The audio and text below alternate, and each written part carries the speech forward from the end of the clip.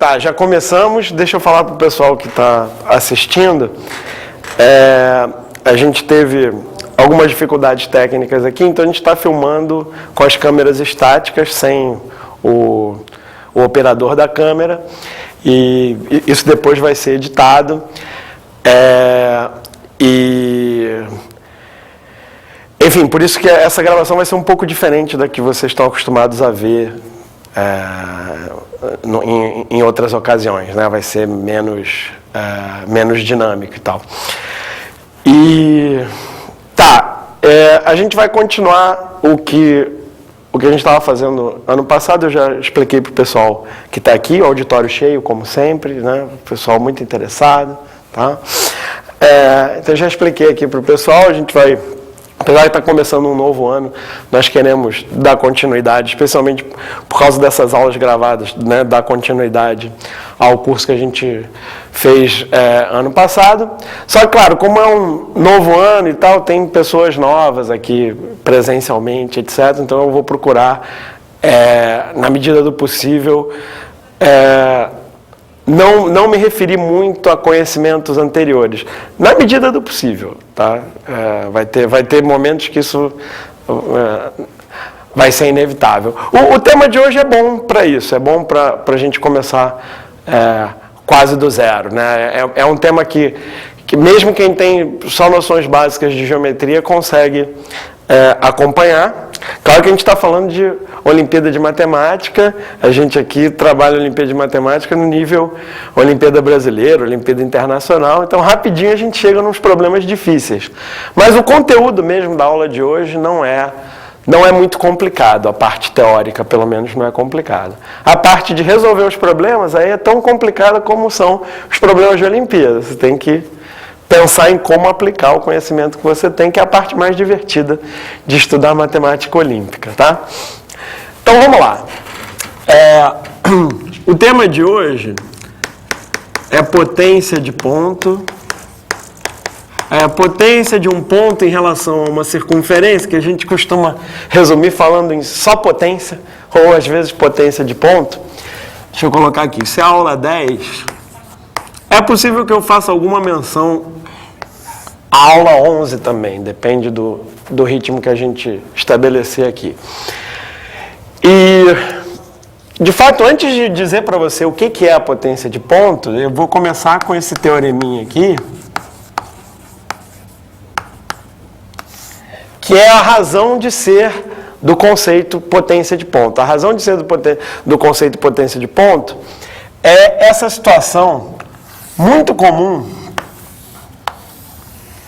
em problemas de geometria, tá? Que é uma situação em que você tenha duas retas cortando uma circunferência. Se você tem duas retas cortando uma circunferência, vamos chamar esse ponto aqui de P, A e B os pontos onde essa primeira reta corta a circunferência, C e D os pontos onde a outra reta corta a circunferência. Nós já estudamos neste curso que 4 pontos nem sempre fazem parte de uma circunferência, tá? 3 pontos, sim. 3 pontos sempre fazem parte de uma circunferência. 4 pontos nem sempre fazem parte de uma circunferência. Isso nos leva ao seguinte raciocínio. Esta situação aqui, em que eu tenho um ponto P, né, e esses 4 pontos A, B, C e D, tais que os 4 estão numa circunferência, essa situação é uma situação especial. Querendo dizer o seguinte, agora eu não posso usar rascunho fora do espaço que a câmera está pegando, então vou usar o rascunho aqui e depois eu apago. O que eu quero dizer é o seguinte, se você chutar duas retas que vão se cortar num ponto P, você pega 2 pontos em uma, A e B, e você pega 2 pontos na outra, C e D, provavelmente esses 4 não estão numa circunferência. Você tem que ter dado muita sorte para escolher isso de maneira que eles estejam numa circunferência. O que isso nos leva a pensar? Que como essa situação é especial, deve existir alguma relação alguma relação entre esses elementos que estão aí. Mais concretamente, eu estou pensando em relações métricas aqui. Eu estou pensando nesses segmentos. Do P até o A, do P até o B. O próprio do A até o B. Deve existir alguma relação entre esses segmentos que venha do fato deles estarem numa circunferência, ou de preferência que seja equivalente ao fato deles estarem numa circunferência. E, beleza, a gente começa com essa ideia intuitiva, que é muito importante, tá? Essa ideia mais genérica, tem 4 pontos numa circunferência, a situação já é especial. Se é especial, os ângulos devem ter alguma relação, os segmentos devem ter alguma relação, né? E boa parte da geometria é isso, é você buscar essas relações. E aqui, se eu quero buscar relações entre os segmentos, né, eu posso... Bom, tem várias maneiras de eu pensar, mas eu preciso usar o fato deles estarem numa circunferência. O que eu sei sobre pontos que estão numa circunferência? Bom, a gente sabe algumas coisas sobre esse quadrilátero chamado inscritível, algumas relações entre os ângulos, etc. Tem outros teoremas, tem teorema de Ptolomeu, mas aí envolve outros segmentos, etc. Uma das coisas mais simples que a gente pode pensar em fazer aqui, não é a única coisa que a gente pode pensar em fazer, mas é uma das mais simples, é olhar para esses dois ângulos, por exemplo, também para esses dois, que são iguais. Tá? Por que esses ângulos são iguais? Porque são ângulos inscritos na circunferência correspondentes ao mesmo arco, né? Esse aqui e esse aqui. Tá ok aí? Ângulos inscritos na circunferência que subtendem o mesmo arco são iguais, porque eles valem metade da medida angular do arco. Como esses ângulos são iguais, esses aqui também são, mas acho que eu nem vou usá-los.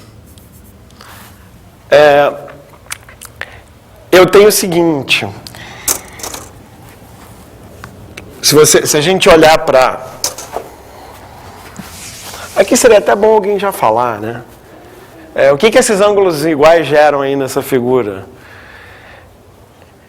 Em relação, por exemplo, aos triângulos que foram formados aqui. Você viu que a gente formou alguns triângulos, mas triângulos que têm a ver com os segmentos que nós estamos estudando são o triângulo PAD e o triângulo PBC, né? E o triângulo PAD e o triângulo PBC, eles têm um ângulo em comum, que é esse aqui, certo?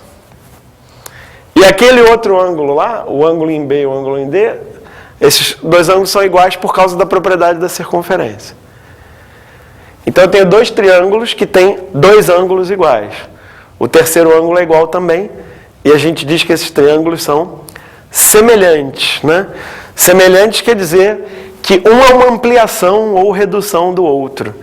Eles têm a mesma forma, né? Então é como se o formato é o mesmo, é como se você pegasse um desses triângulos, ampliasse ou diminuísse e você chegasse no outro.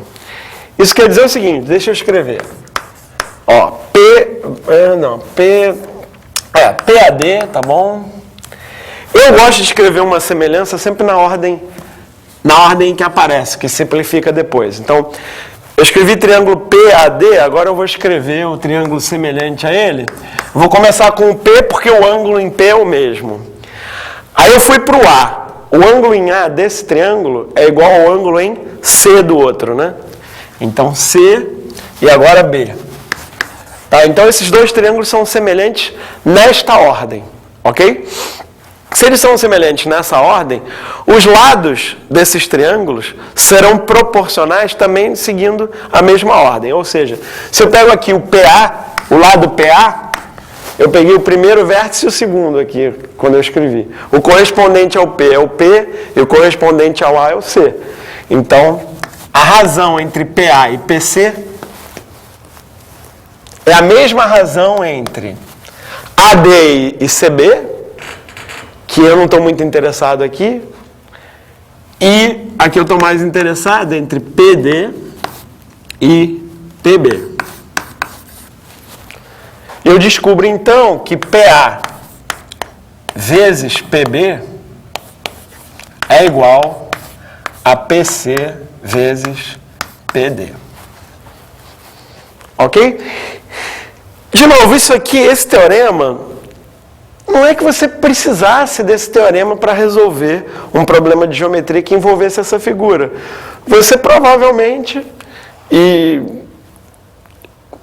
mesmo você conhecendo esse teorema, se você encarar uma figura como essa, é até possível que você não lembre da potência e faça a semelhança direta e resolva o problema. Tá? Então, eu não considero esse teorema muito extraordinário para você estudar essa figura isolada. Porém, este resultado aqui, quando você olha para ele,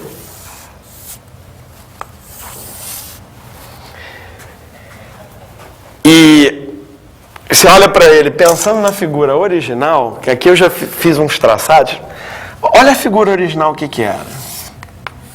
Era uma circunferência e tinha duas retas que cortavam essa circunferência. Aqui tem o ponto P, aqui tem o A e o B, aqui tem o C e o D.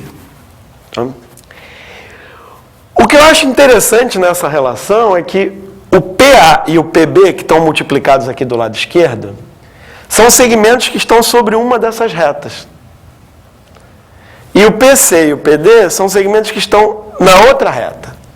Então, se você olhar só para o lado esquerdo, essa expressão, PA vezes PB, é uma expressão que não depende dessa figura toda, ela só depende de uma das retas, certo? Essa conta eu posso fazer com só essa reta, sem precisar da existência da outra reta. E é isso que torna essa descoberta aqui algo relevante, que a gente pensa em generalizar e usar de uma forma mais eficaz para outros problemas. Que é o seguinte, esta igualdade sugere que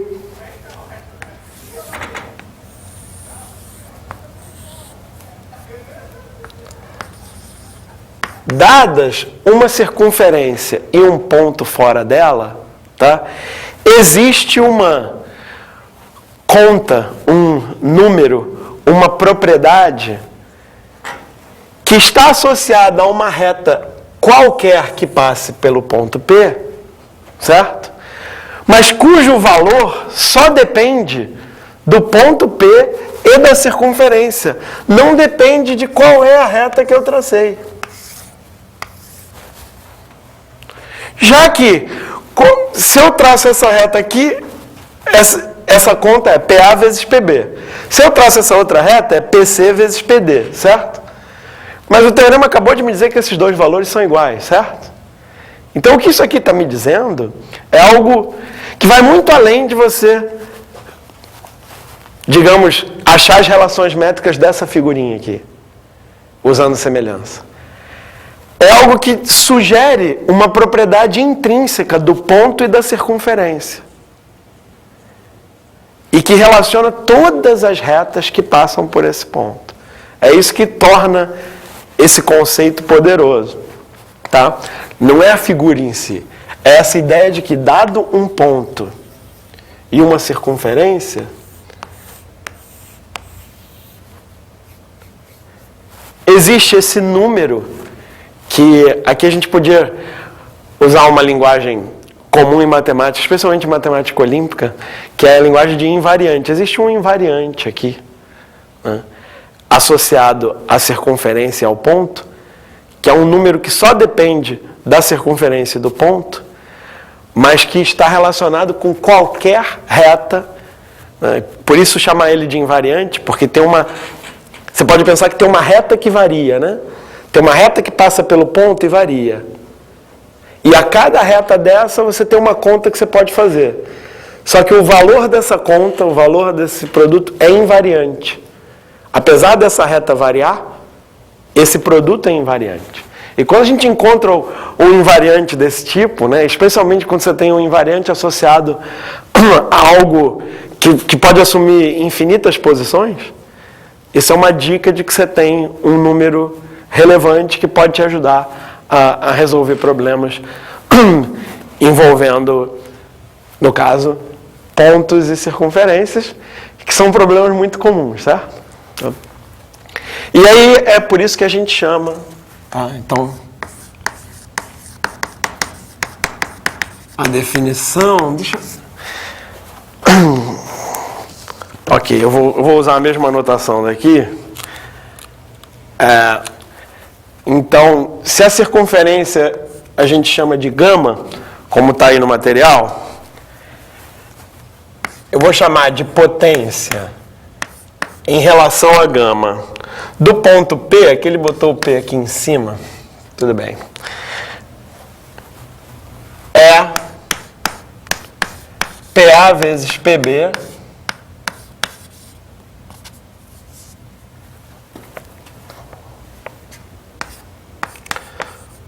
para qualquer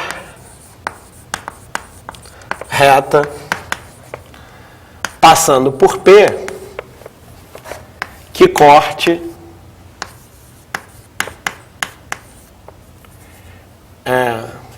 para qualquer reta que passa por P, cortando, vou colocar assim para não dar a entender que o A e B estão fixos, cortando gama em A e B. Eu sei que a definição que está aí no material está diferente, já a gente concilia as duas, mas o que eu quero dizer é o seguinte: se esse produto não depende da reta, certo?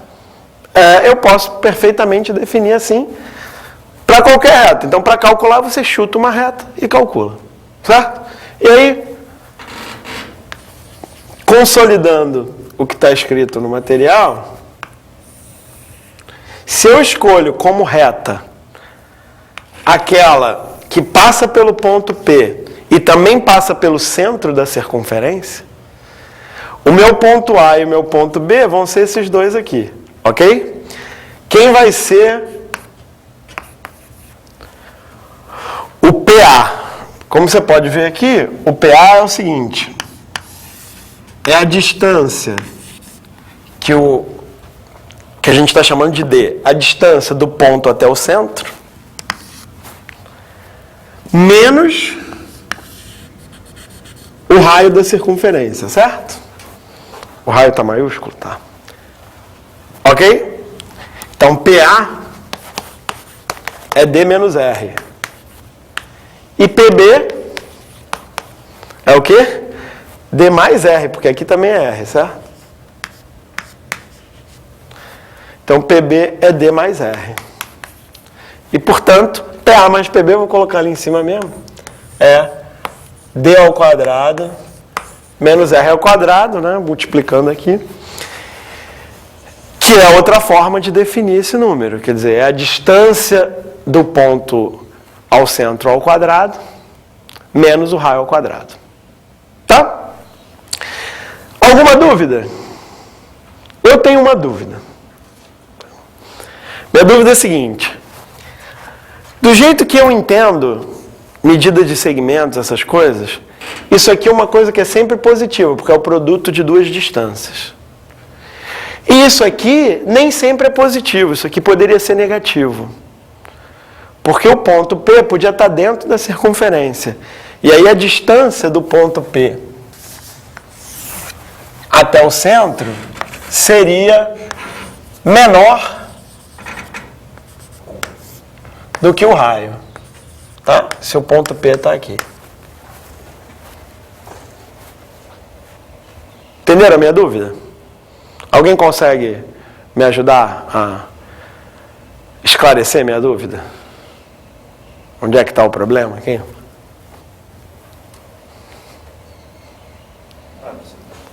Tipo, a distância vai ser sempre a mesma. Vai ser positivo, PA vezes PB. Só que o seu, ao invés de estar multiplicando PA, se estiver multiplicando meio que AP, aí você teria que usar o valor de PA só que negativo. Então, tá, o que o João está dizendo, porque eu estou com o microfone e ele não, então a gente tem que pensar que está sendo gravado, eu vou repetir, né? O que o João está dizendo é: Luciano, se você usar segmentos orientados, não tem problema nenhum. É uma ótima resposta, na verdade, na minha opinião, é a melhor resposta. Havia outras. Né? Outras respostas que eu esperaria de vocês, talvez alguém que está assistindo o vídeo tenha pensado, talvez alguém que esteja aqui tenha pensado. Outras respostas que alguém poderia pensar é: ah, Luciana, porque você só resolveu, isso aqui que você fez só vale para o ponto fora da circunferência. Você desenhou o ponto fora e usou... Na sua demonstração, você usou fortemente o fato dele estar fora da circunferência. Isso não vale para o ponto dentro da circunferência.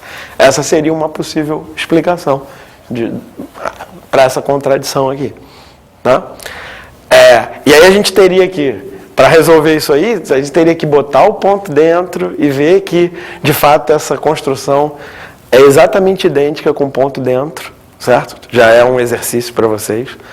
A construção é exatamente idêntica, mas muda isso, o sentido, porque aqui é o seguinte: de P para A e de P para B estão no mesmo sentido. Então, se nós usarmos a convenção, que é o que o João sugeriu, a convenção de segmentos orientados, que é o seguinte: a gente escolhe um sentido na reta para ser o sentido positivo, e os segmentos que estiverem no sentido contrário a gente põe com sinal negativo. Fazendo isso, quando o ponto está dentro, aí o PA e o PB estão em sentidos contrários. Então, um é positivo e o outro é negativo. E aí isso seria um produto negativo, que aí realmente não daria problema com aquela convenção. Tá? Se você não usa segmentos orientados, como eu estava dizendo antes, aí você teria que colocar aqui módulo, tá? E o teorema continua válido. Se você não quer usar segmentos orientados, você põe módulo aqui e o teorema continua válido. Qual das duas é melhor? Bom, é mais seguro usar segmentos orientados, mas é mais chato também. Na minha experiência é o seguinte: depende do problema, depende da situação. Tem situações em que você ficar se preocupando com segmentos orientados não vale o esforço, porque você, se precisar, faz 2 casos rapidinho e explica o que você está fazendo. E tem situações em que você não usar segmentos orientados acrescenta uma série de dificuldades que você tem que analisar muitos casos. Né? Então, sugestão: se você está vendo isso aqui pela primeira vez e você nunca usou segmentos orientados, não pense em segmentos orientados. Aprende isso pensando em módulo, tá? E os primeiros exemplos que a gente vai ver não vai ter problema nenhum, certo? Mas saiba que, guarda isso na cabeça, né? Que existe uma forma mais precisa de lidar com isso, que é com segmentos orientados, tá bom? O que eu vou fazer nessa aula? Normalmente eu vou pensar que são segmentos orientados sem falar muito, que eu estou pensando assim, tá? E pelo menos na aula de hoje isso não vai trazer muito problema. Então, ok.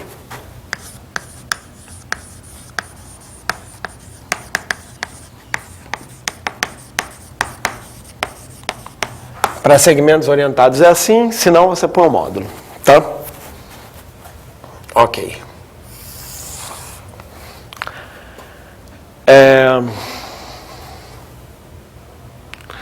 Tá, observação importante. Melhor chamar isso aqui de teorema 1. Talvez isso esteja aí no material com outro nome, mas...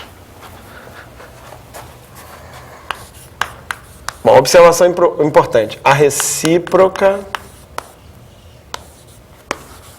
do teorema 1. E aí você vai completar essa frase. Antes de você completar essa frase, eu tenho que explicar o que é a recíproca. O teorema 1 diz o seguinte, que se A, B, C e D pertencem a uma circunferência, então PA vezes PB é igual a PC vezes PD. Ok? A recíproca seria o seguinte, dados... Isso estava no rascunho em algum lugar, já apaguei. Dadas duas retas que se cortam no ponto P. 2 pontos em uma delas, A e B. E 2 pontos na outra, C e D. Ok? E sabendo que PA PA vezes PB é igual a PC vezes PD, então, com certeza, esses 4 pontos pertencem a uma circunferência. Tá? Essa é a recíproca. E aí você responde para mim se é ou não é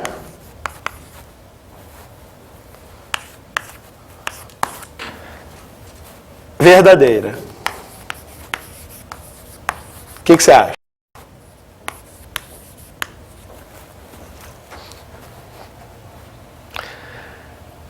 O que eu provei é que se estiverem numa circunferência, aquele produto é igual ao outro. Mas eu não provei a recíproca. Pelo menos não ainda. E aí eu pergunto, você acha que é verdade a recíproca? Vamos fazer uma votação. Quem acha que é verdade, levanta a mão. Beleza. Unanimidade aqui. Vocês têm razão, é verdadeiro. Alguém me dá um argumento rápido de por que isso é verdadeiro? Você não usou nenhum argumento para provar que não vale ser recíproca. Esse seu argumento é um pouco perigoso, tá? Eu vou repetir para quem está lá. Vou repetir com outras palavras, que eu não lembro exatamente as palavras que o João usou, mas o que eu entendi que ele falou é algo do tipo: a sua demonstração de que vale a ida, eu poderia retribuir, eu poderia fazer ela ao contrário, ela não deu nenhuma indicação que não valesse a volta. Tudo bem, ela pode não ter dado uma indicação que não valesse, mas eu não sei se ela deu uma indicação de que vale. Né? Porque eu claramente supus que eles estavam numa circunferência para usar os ângulos iguais. E aí como é que eu volto? Para voltar eu teria que... eu acho, agora eu estou gostando mais do que o João falou. Acho que ele tem razão, sim. Porque o que ele está dizendo é, se eu sei que isso aqui é verdade, eu tenho um caso de semelhança, que é lado, ângulo, lado, né? É isso que você está falando, né, João? Entendi.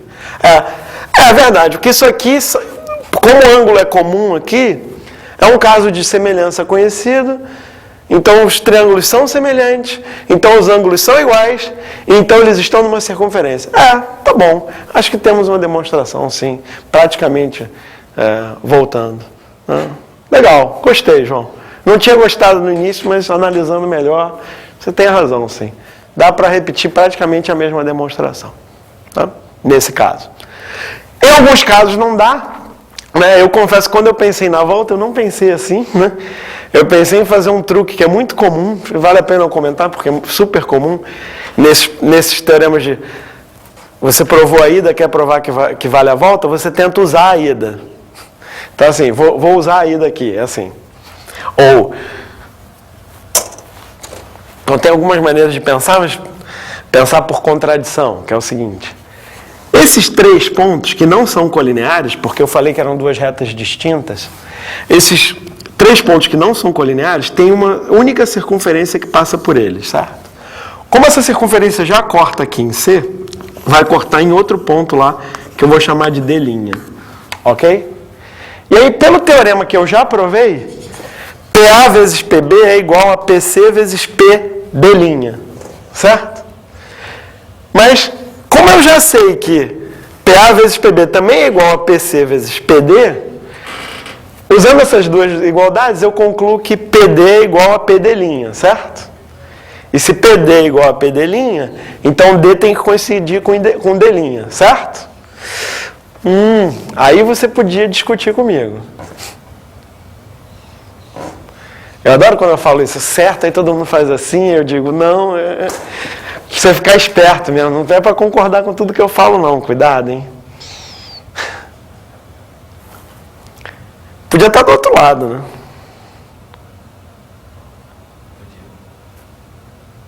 Aí é nesse tipo de situação que usar segmentos orientados ajuda pra caramba.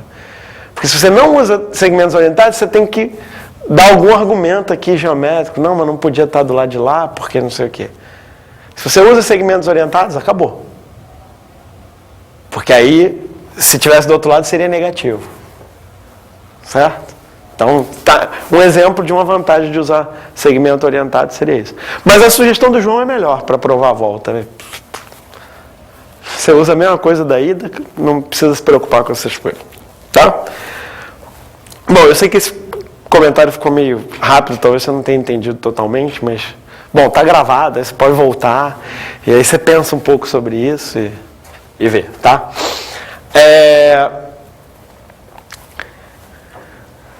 Ok, é verdadeira. É verdadeira.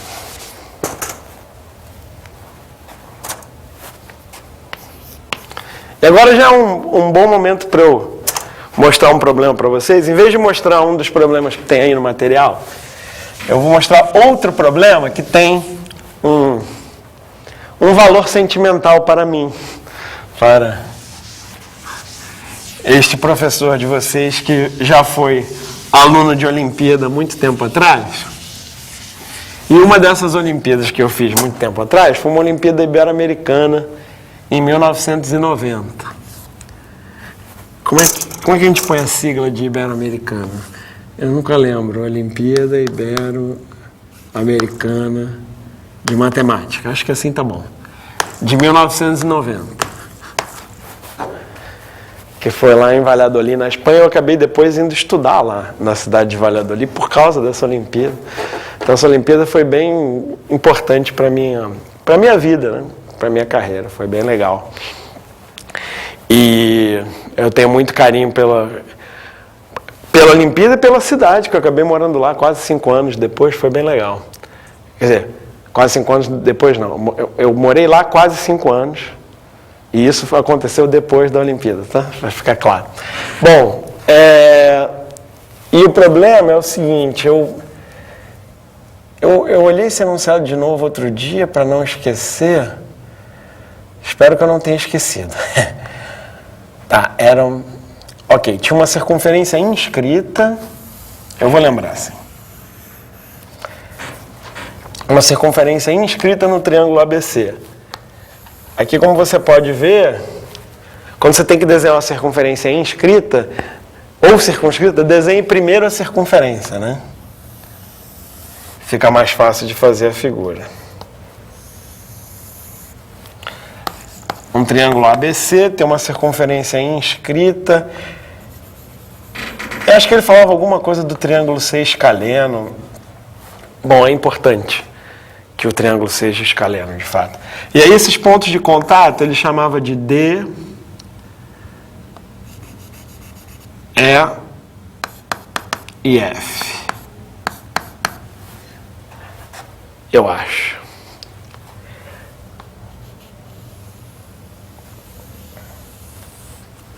Aí ele pegava essa reta aqui, AD, e chamava esse ponto de alguma outra coisa que eu já não lembro, ou talvez ele não tenha dado... Ah, não, esse E e F são importantes.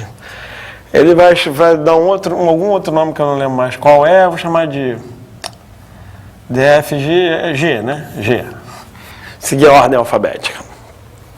Tá, o incentro, que é o centro da circunferência inscrita, como sempre a gente chama de I. Tá? Agora ele faz o seguinte, ele liga A e I e faz a interseção de AI com EF. E chama isso, se não me engano, o enunciado chamava de M. Chamar de M é até uma ajuda. Ah, Luciano, né, o nome do ponto tanto faz, não ajuda nada.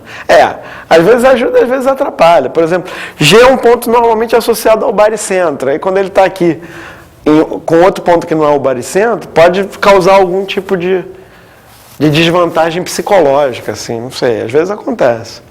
Né?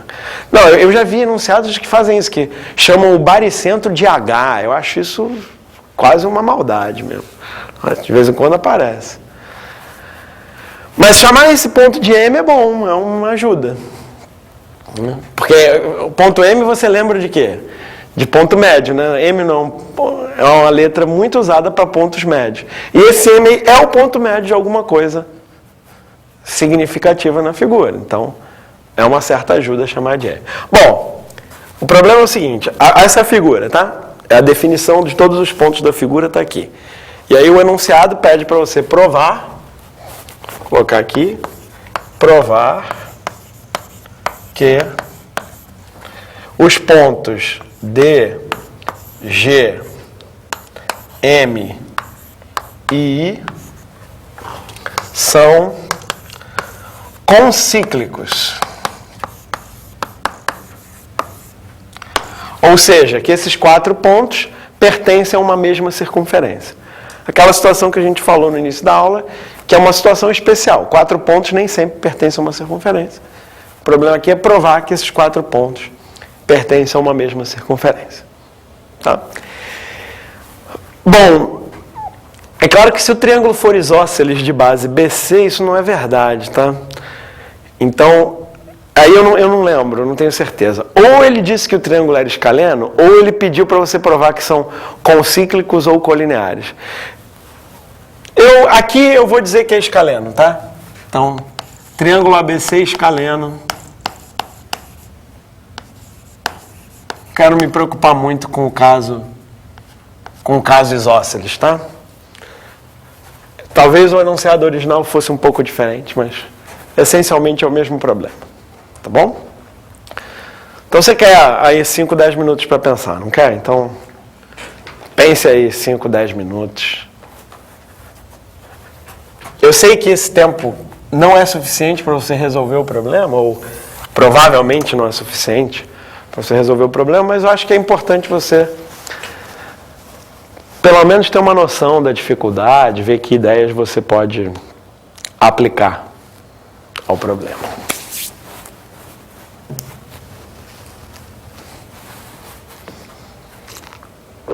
Então, eu sei que isso não é suficiente, o tempo... dei pouco tempo para vocês pensarem e tal. A não ser o pessoal que está assistindo o vídeo, que pode dar pausa e pensar quanto tempo quiser, né? Mas,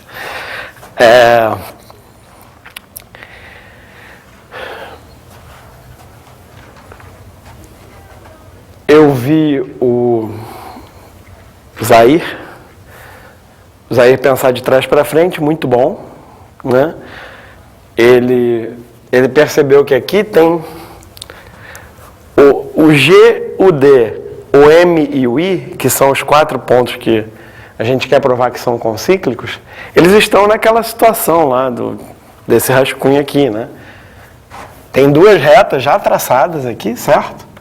Que se encontram no ponto A. E eu tenho 2 pontos em uma e 2 pontos na outra que eu quero provar que são concíclicos. Então ele, claro, acabou de ver também, né? O Luciano deve ter colocado isso também para usar esse negócio. Então ele já identificou que... então, solução... Eu quero provar que...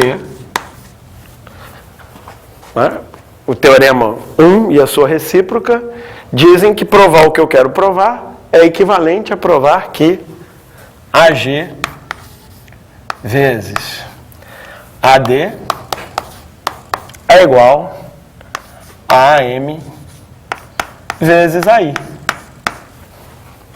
Certo? Se eu provar isso, eu resolvi o problema.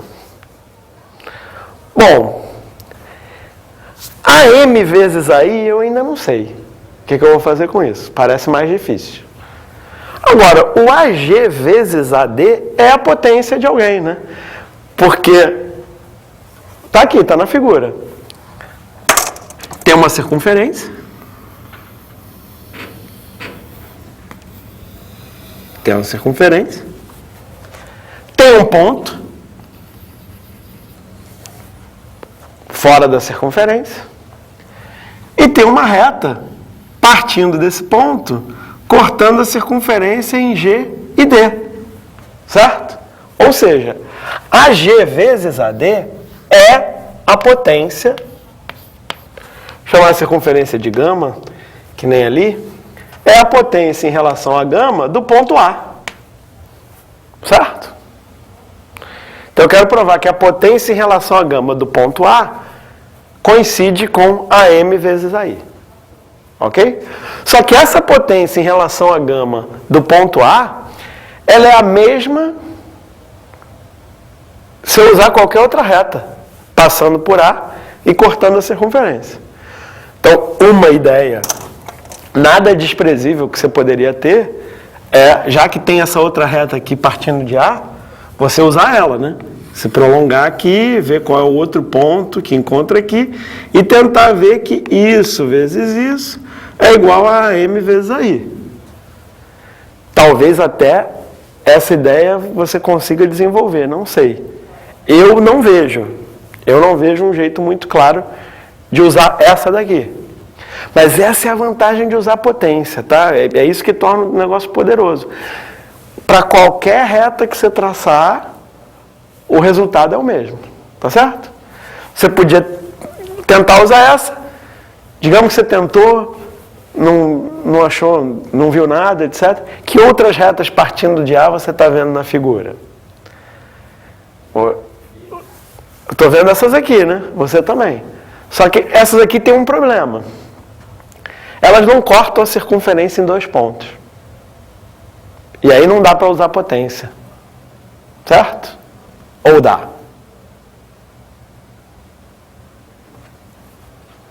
Pô, João também? João, pensa comigo. Tem lá a circunferência, né? Esse foi outro motivo de eu ter colocado esse problema para falar dessa situação especial. Pô, se eu traçar aqui, isso vezes isso, vai dar um certo valor. Se eu fizer aqui, esse vezes esse é o mesmo valor. Se eu fizer aqui, esse vezes esse é o mesmo valor. Se eu fizer aqui, você não está vendo, mas são 2 pontos, não um só não, é um aqui e outro aqui. Isso vezes isso vai dar aquele mesmo valor, certo? Aí tem uma outra aqui, que os 2 pontos estão assim, muito pertinho um do outro, tá? Mas são 2 pontos, então eu continuo podendo fazer isso, certo? E aí tem uma situação em que é tangente. É um ponto só. Qual é a conta que você acha que você tem que fazer aqui?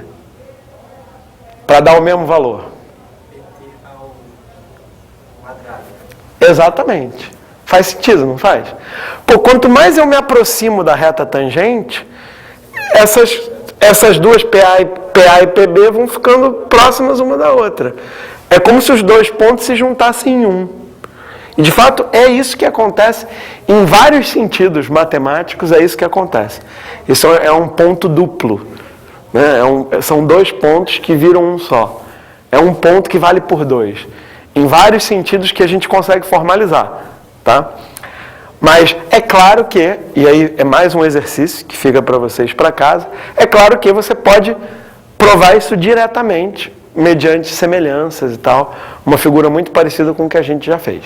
Tá certo? Mas eu aqui vou ficar com essa intuição, né, bem razoável, de que nesta situação, como eu não tenho 2 segmentos, tem um segmento que vale por 2, é só multiplicar ele por ele mesmo. Fica ele ao quadrado. Ok? Ou seja, a potência de A em relação a essa circunferência gama também pode ser escrita como AE ao quadrado. Ok? Essa potência também pode ser escrita, também é igual a AE ao quadrado. O que reduz o meu problema à seguinte situação. O que eu quero? Como é que eu finalizo a solução? Eu finalizo se eu provar que AM vezes AI é igual a AE ao quadrado. Tá?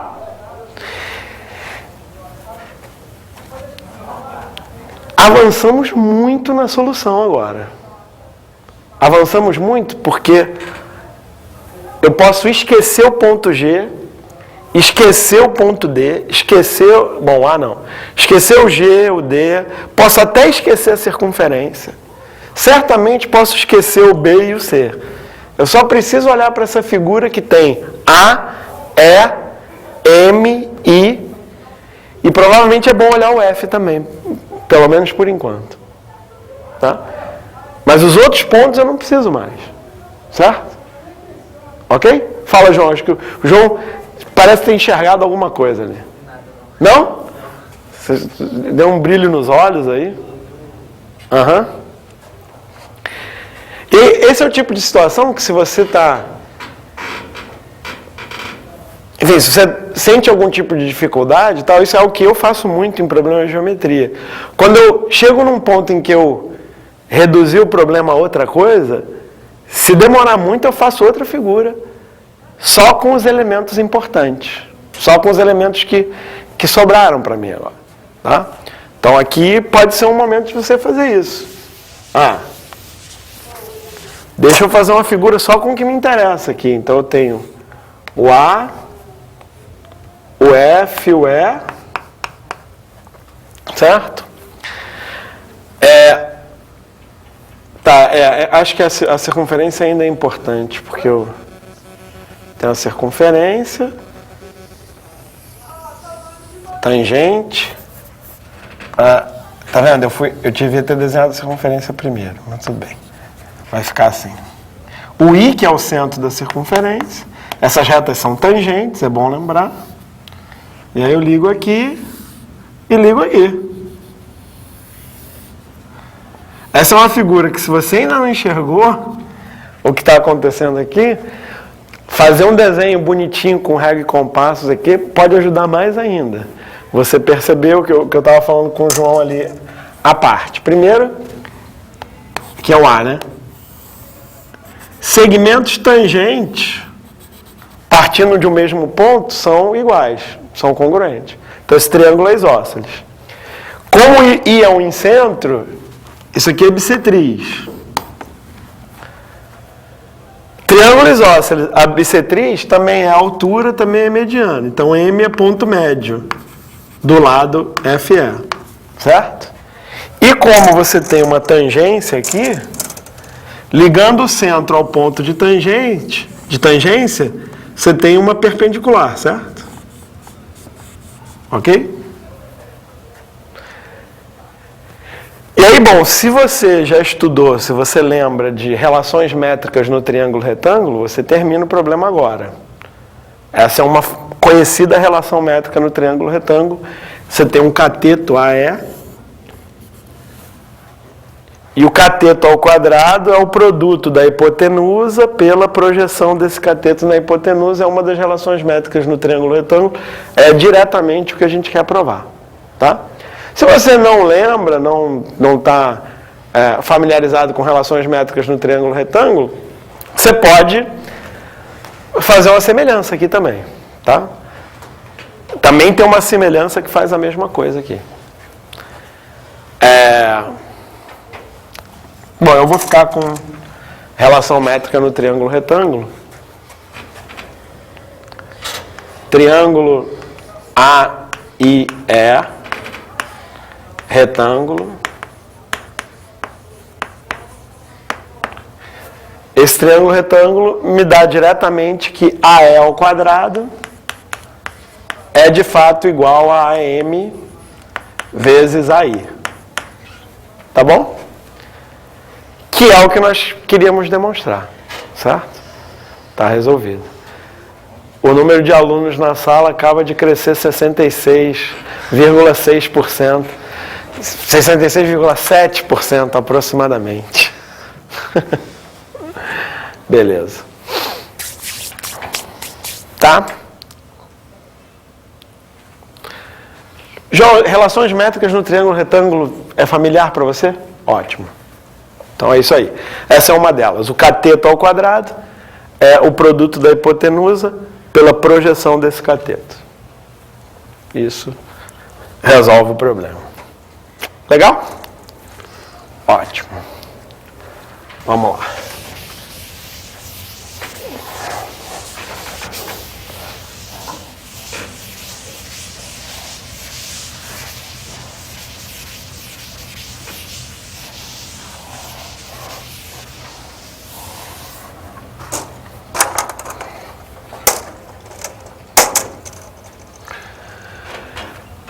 Podia ver algum outro exemplo, algum outro exercício. Eu acho que vou preferir dar uma avançada, mesmo que depois a gente volte e faça algum.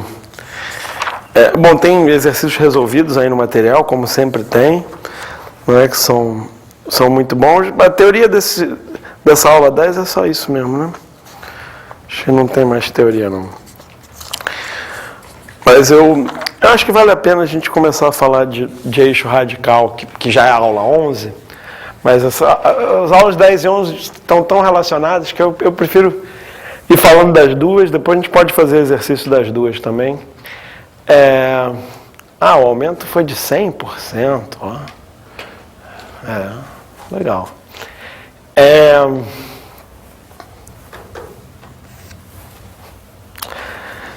Sei lá, talvez...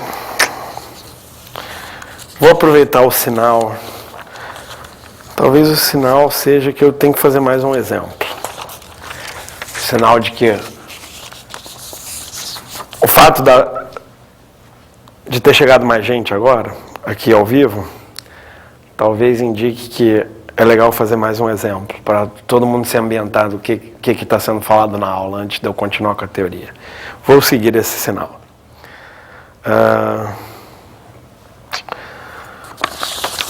Bom, os exercícios resolvidos já estão resolvidos. Os que estão aqui eu não estou muito familiarizado com eles, a gente podia fazer junto algum deles. Deixa eu ver.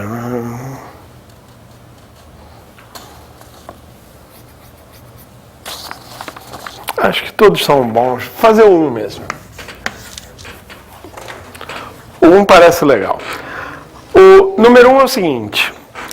Em um triângulo ABC, a bissetriz do ângulo A e a mediana relativa a BC, são a bissetriz e mediana partindo do mesmo vértice, intersectam esse lado em pontos distintos O e M. Tá vendo? Ó? Aqui ele usou o ponto O para uma coisa diferente do circuncentro. Acho isso meio desagradável, mas tudo bem. O círculo circunscrito ao triângulo AOM intersecta os lados AB e AC em E e F.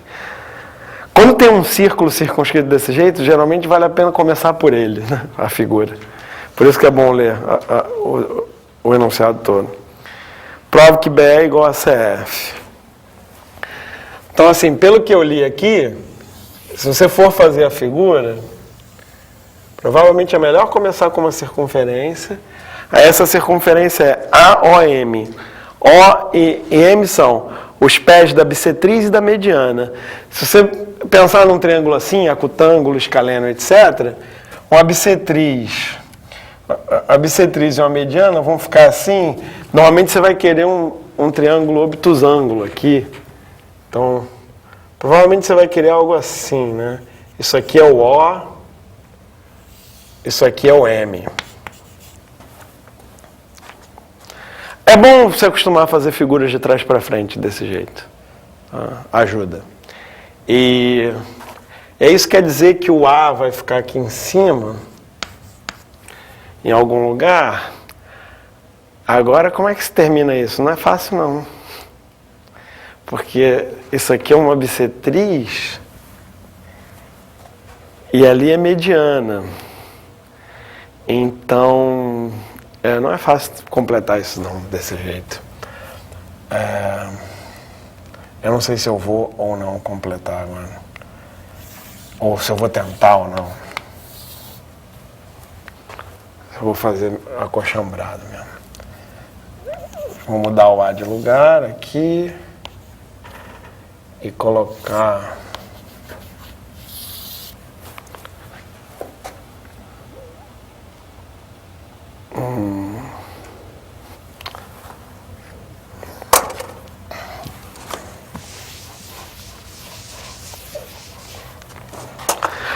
Quando fazer a figura de trás para frente é mais complicado do que fazer de frente para trás, a gente muda de ideia. É o que eu acabei de fazer aqui.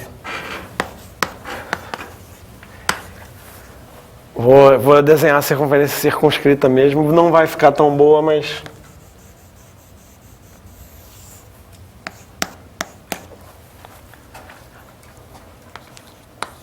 Aqui é O, é uma má escolha. M, que deveria ser o ponto médio de BC, também não está muito bom.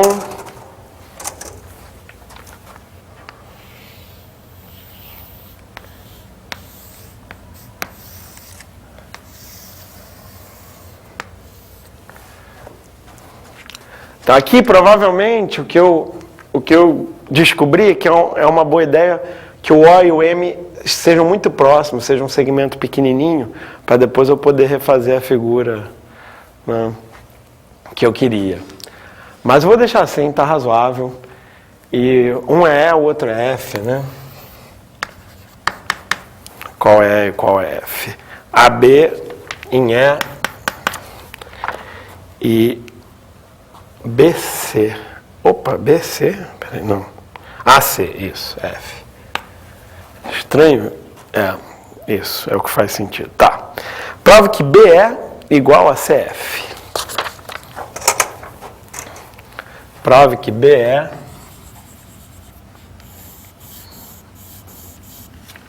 igual a CF.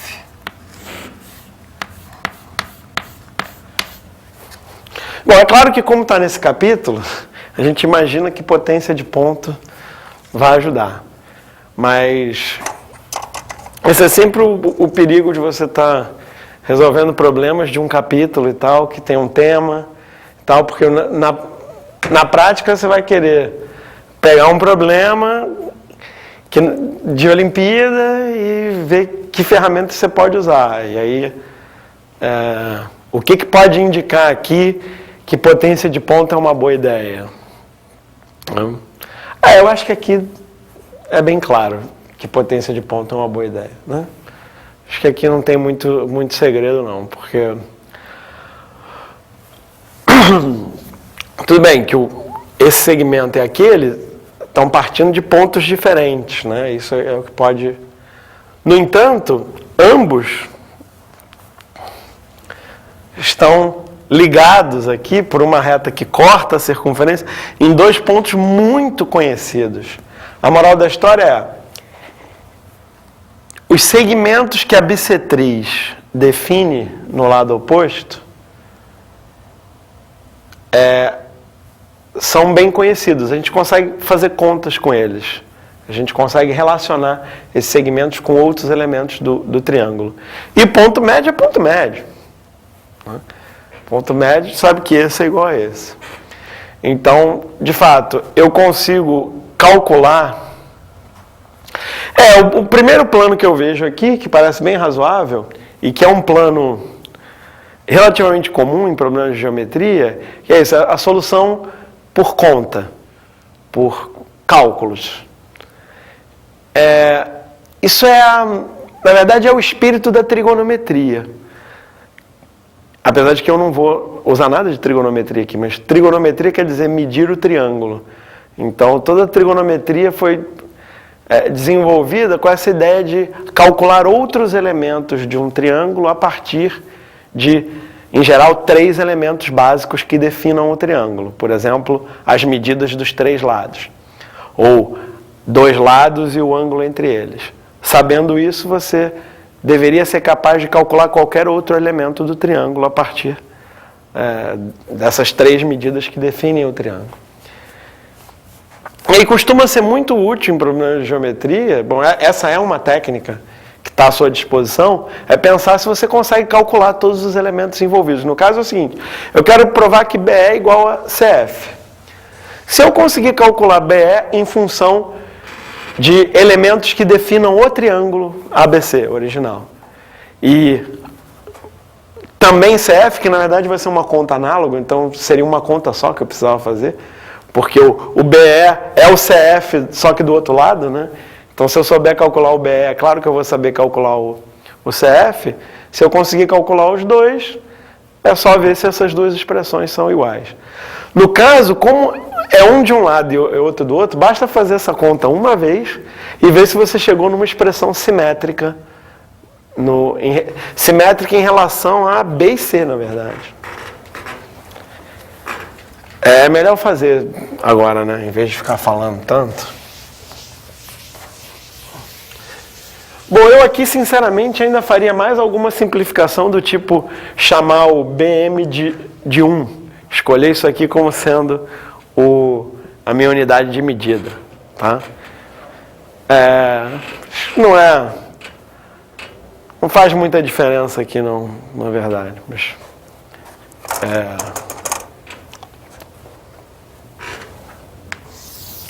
Tá, então vou fazer uma solução por contas. Ou por cálculo. Vou calcular tudo. Tá? Tá, isso é uma coisa importante. Eu acho que eu falei aqui em alguma aula, mas não tenho certeza. Mais um João chegou e ele vai lembrar. Ou talvez ele lembre. Que é o teorema da bissetriz interna. Que é assim. Quando você traça a bissetriz interna, vale para a externa também. Quando você traça a bissetriz... claro que eu falei disso. Falei disso. Traça a bissetriz interna, você divide o lado oposto em dois segmentos que estão na mesma razão dos lados adjacentes. Ok? Então, teorema da bissetriz interna me diz que BO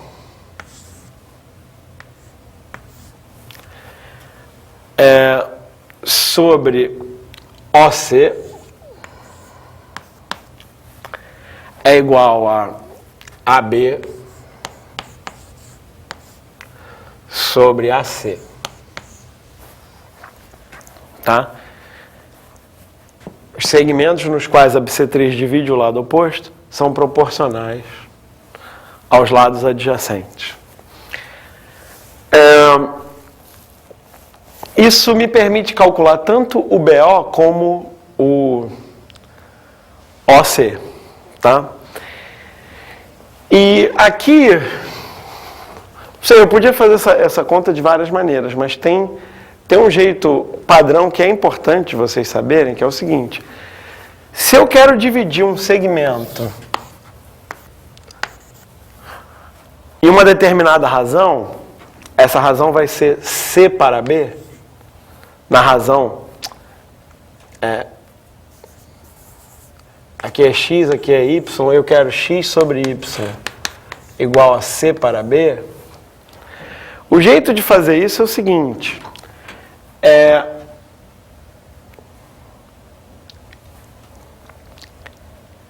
esse pedaço vai representar quanto do total? É isso, é como se esse fosse C e esse fosse B, o total seria B mais C, certo?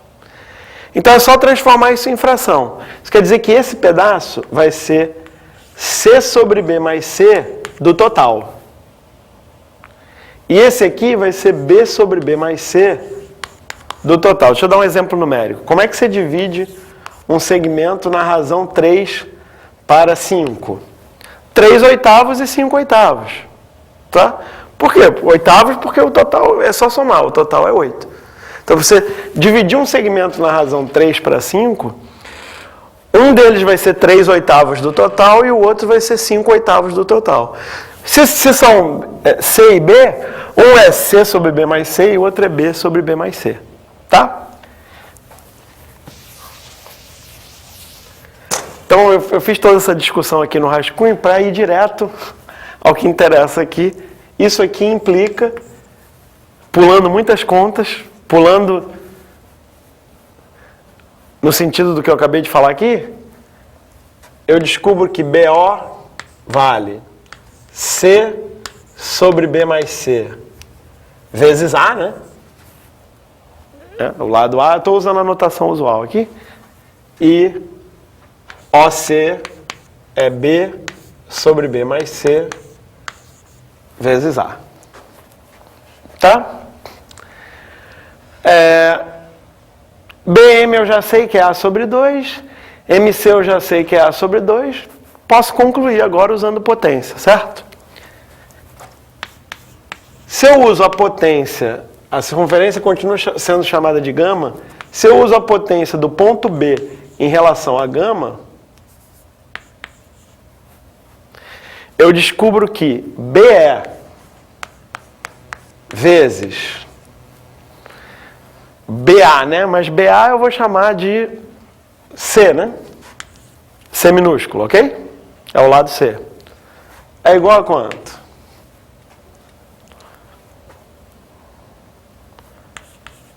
BO vezes BM. É isso mesmo? Deixa eu errar não. Potência do ponto B em relação à circunferência. É BE vezes BA, mas também é BO vezes BM, certo?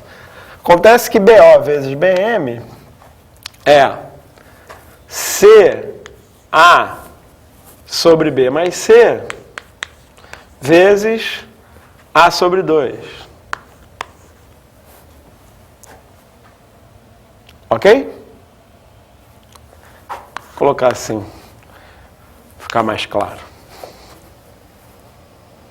Bom, tá vendo que esse C aqui com esse C aqui some? Viu?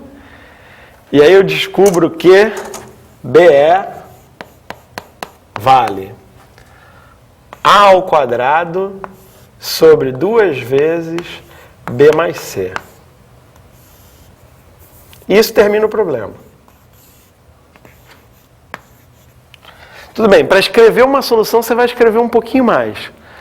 Mas quando você estiver resolvendo o problema por esse método, quando você chegar aqui você já sabe que resolveu o problema. Por quê? Porque esta expressão é simétrica em B e C. Se eu trocar B por C nessa expressão, ela não se altera. Ok? Lembra do que eu falei? Calcular BE e calcular CF é calcular a mesma coisa trocando B por C. Certo? Então a mesma conta que eu fiz aqui, eu vou fazer do outro lado só trocando B por C.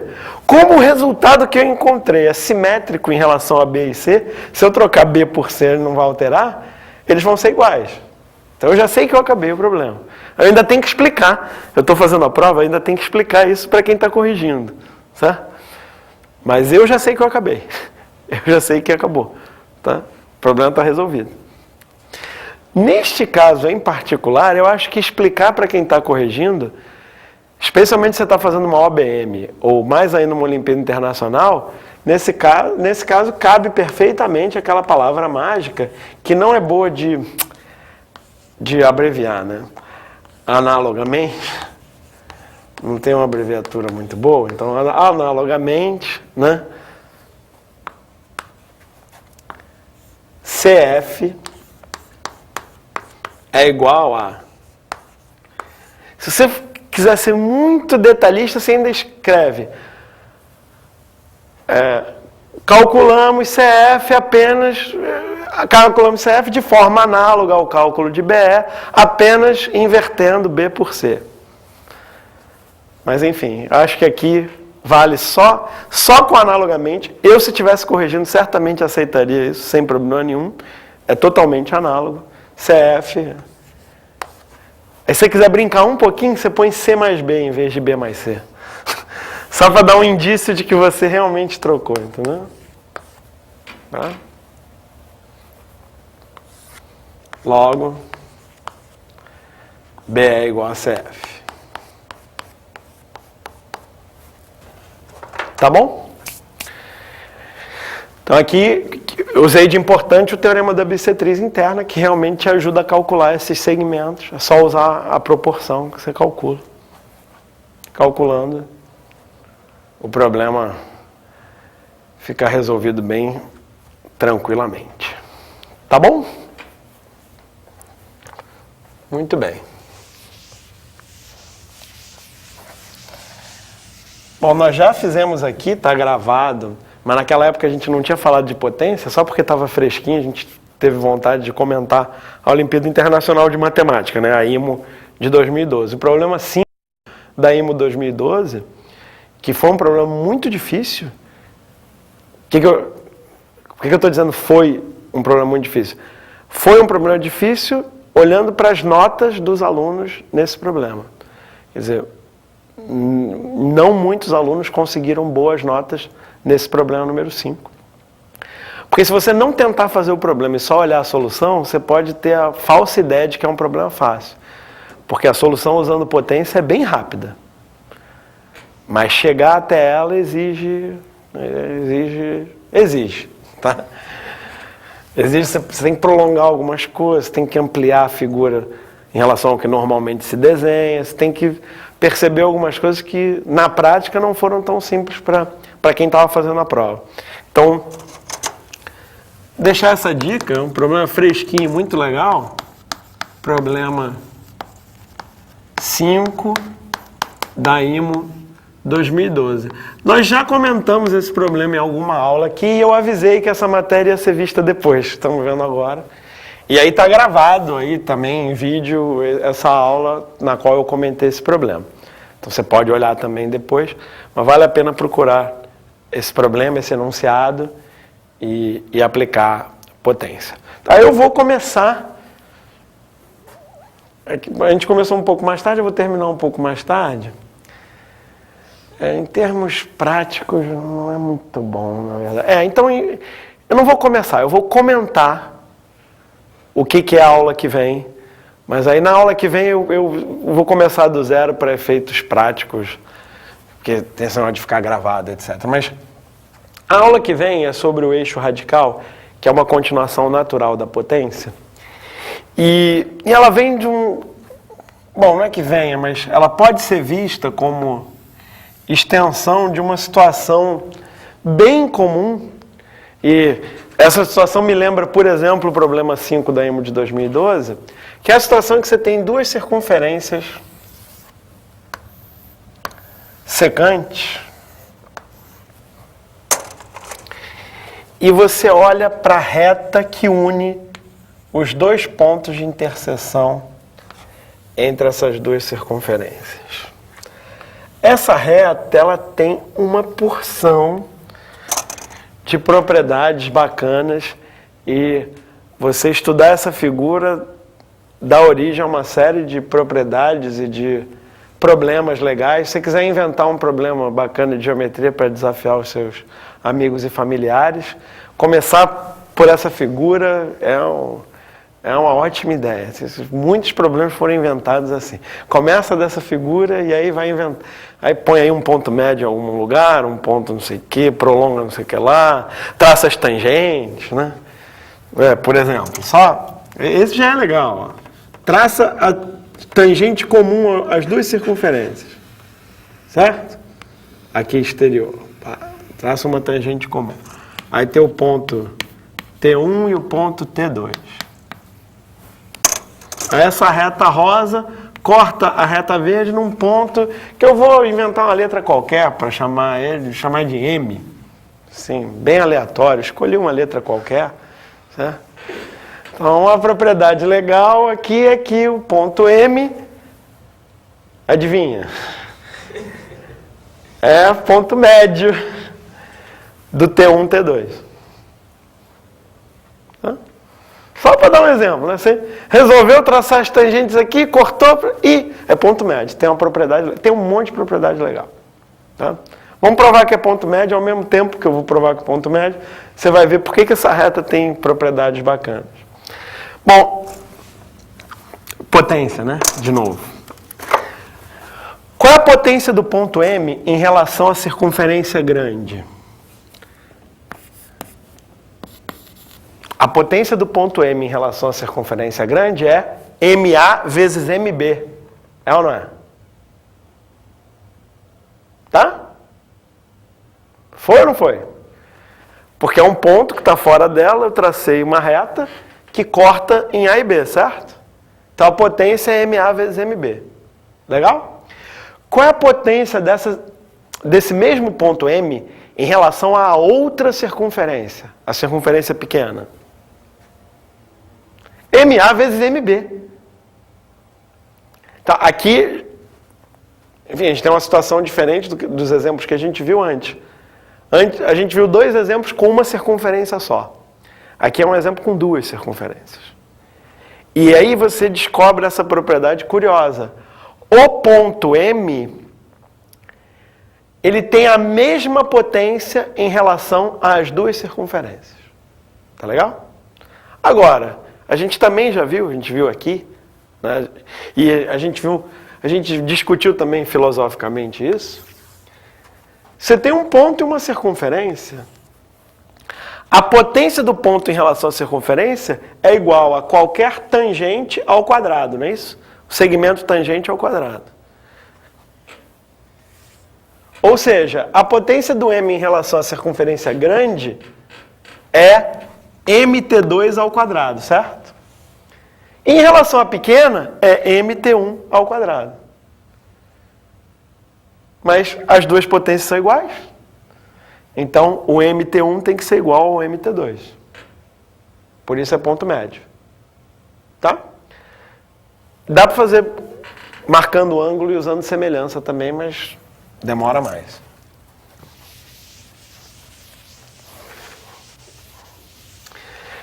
Eu nem ia falar dessa tangente, ela apareceu assim, porque como eu falei, essa é uma figura que tem tanta propriedade legal que você traça qualquer outra reta aí, você vai inventar alguma coisa legal. Mas o legal é o seguinte, essa propriedade do ponto M, de ter a mesma potência em relação às duas circunferências, ela é compartilhada com qualquer outro ponto que esteja nessa reta rosa aqui, certo? Qualquer ponto P que esteja na reta rosa, ele tem a propriedade que, chama de gama 2 aqui e gama 1 aqui, as circunferências. A potência do P em relação a gama 1 é igual à potência do P em relação a gama 2, já que ambas são iguais a PA vezes PB. Certo? Tudo isso vem do fato de o ponto P estar na reta definida por A e B. Todos os pontos dessa reta, quando você vai calcular a potência, você pode calcular usando essa própria reta para calcular, e aí os pontos de corte são os mesmos, o A e o B. Então existe toda uma reta para a qual a potência do ponto em relação a uma circunferência é igual à potência do ponto em relação a outra circunferência. E a recíproca aqui também é verdadeira. E isso, se não me engano, já não é tão simples como a outra recíproca que a gente fez na aula de hoje. Mas a recíproca é verdadeira. Qualquer ponto que tem essa propriedade, cuja potência em relação a uma circunferência seja igual à potência em relação a outra, vai ter que estar nessa reta também. Então, essa reta é o lugar geométrico de todos os pontos que tem mesma potência em relação a duas circunferências. Esse é o tema da aula 11, da próxima aula. Acho que eu estou fazendo uma boa propaganda para a próxima aula. Acho que vai ter... Todo mundo que está aqui vai vir e ainda vão chamar os amigos. Né? Porque realmente a próxima aula é muito poderosa, é muito legal. E...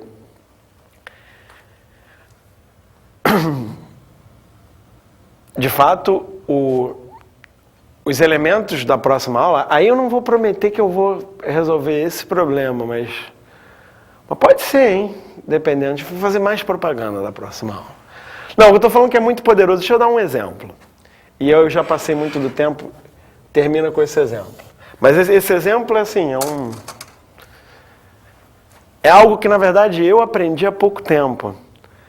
Porque tem esse teorema chamado Porisma de Poncelet, que é um dos teoremas mais bonitos da geometria, na minha opinião. É um problema que tem a ver com geometria projetiva, que é uma das coisas que eu mais gosto. Que é o seguinte, imagina que você tem uma circunferência dentro de uma outra, tá? E aí você começa com um ponto da circunferência grande e traça uma tangente à circunferência pequena, até encontrar outro ponto da grande. E aí você traça a outra tangente à pequena e vai repetindo esse processo, tá? Bom, se você der muita sorte, se for muito, muito sortudo, é possível que... Nossa, eu fui muito sortudo aqui, eu nem precisei roubar dessa vez. Geralmente eu preciso roubar. Se você for muito sortudo, pode ser que em algum momento você volte ao ponto inicial, certo?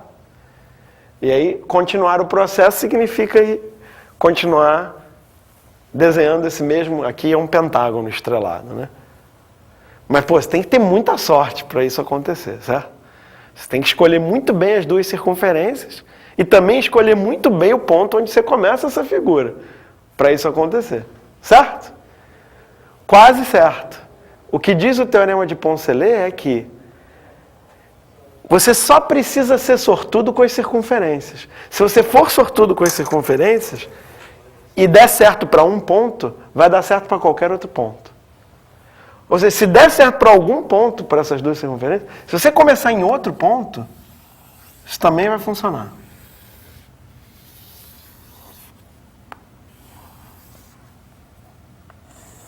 Tive que roubar, né? Claro, eu não fiz uma figura perfeita, mas se você fizer uma figura perfeita, você comprova isso. Isso também não vale só para circunferências, vale para cônicas também, é muito bacana esse teorema. Durante um bom tempo, eu não conhecia nenhuma solução elementar. A única solução que eu conhecia para isso envolvia integrais, envolvia uma mudança de medida, uma coisa bem complicada. E aí, recentemente, eu vi uma demonstração usando esses conceitos da aula 11. Praticamente só os conceitos da aula 11. É uma demonstração desse fato que é muito bacana. Não estou prometendo que eu vou demonstrar esse teorema aqui no nosso curso, não, tá? Não sei se a gente consegue chegar até lá. Mas eu espero que esse seja um bom motivo para você querer aprender essas técnicas e tal. Se eu não resolver isso aqui, eu pelo menos te dou uma indicação de onde você pode encontrar ou o que você pode fazer para ver essa solução. Mas pode ser uma boa ideia fazer, depende de vocês. Se vocês estiverem animados, a gente faz aqui mesmo na aula. Ou na próxima ou na seguinte. Tá? Mas na próxima aula a gente vai desenvolver as ferramentas que permitem resolver esse problema e vários outros muito interessantes. Tá? Que é essa ideia de eixo radical. Tá bom?